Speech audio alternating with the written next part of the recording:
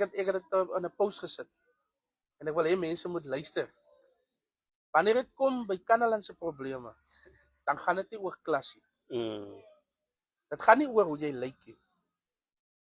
En dit gaan nie oor jou staan in die gemeenskap of jou posisie wat jy beklee nie.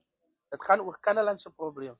En daai 2000 plus stemme wat die res van ons toekoms bepaal in Calitzdorp.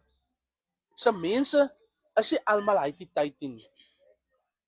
Se mense is nie almal polisiemanne of polisievroue of hulle het staatsjoppe nie.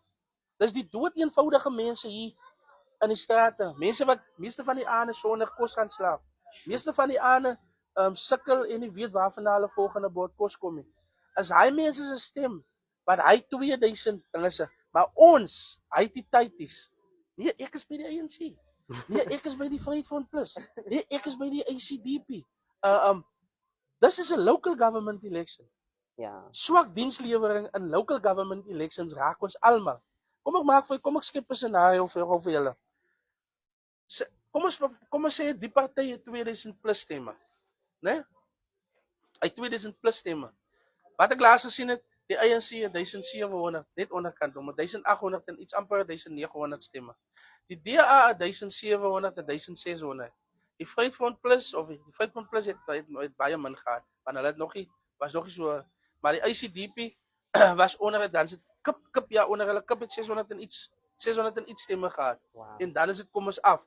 Nou kyk nou net wat gebeur. As jy die DA, die ANC, die kip se stemme bymekaar tel, dan is dit meer as 2000 stemme. Maar ons verdeeldheid maak dat die minderheid ek gaan nou sê die minderheid alhoewel hulle 2000 stem het, want as ons verskille laat gaan en as ons dink local government dink en sê luister toe jy met my ek gaan in die nasionale verkiesing gaan ek vir my party stem. Maar vir nou ons het almal gehad. Al die politicians in Kannaland het ons gefaal. Almal het ons gefaal.